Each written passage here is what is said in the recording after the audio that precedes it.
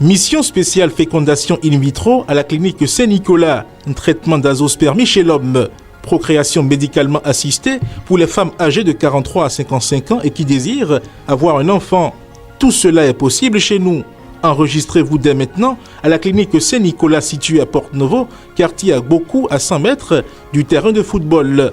Contact plus 229 95 96 72 97 96 95 69 50 96 11 24 81.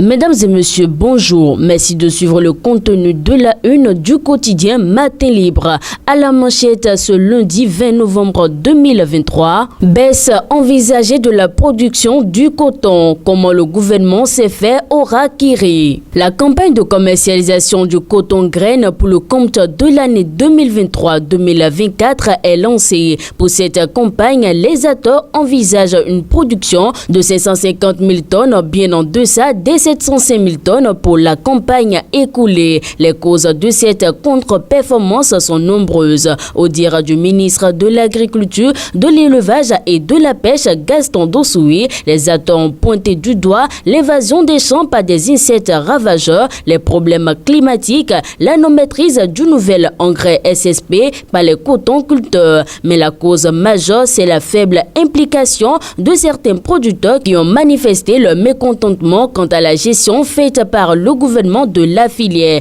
Ils avaient même menacé de boycotter la production cotonnière. Toujours en parlant d'agriculture, rétropédalage du gouvernement sur la filière soja. Une première victoire pour les démocrates.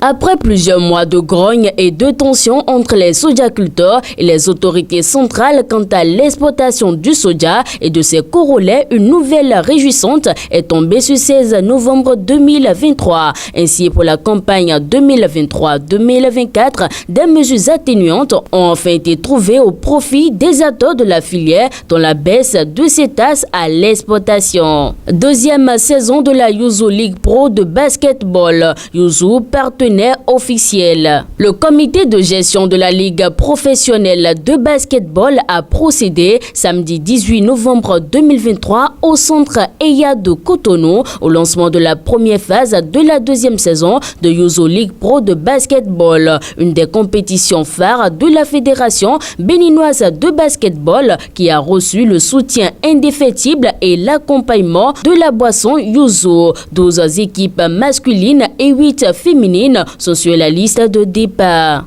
Ancien et mystique ordre de la Rose-Croix, l'impérateur Claudio Mazuco au Bénin. L'ancien mystique ordre de la Rose-Croix au Bénin accueille du 17 au 20 novembre 2023 son responsable mondial, le très vénérable Claudio Mazuco, appelé dans le jargon rosicrucien, impérateur, est aux côtés des siens pour une communion fraternelle.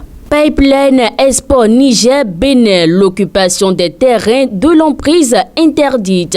Lisez cet article à la page 6 de votre journal. Dernier titre enfin pour terminer. Play-off Move Africa League Pro de handball et de 2 pour Adidja HBC.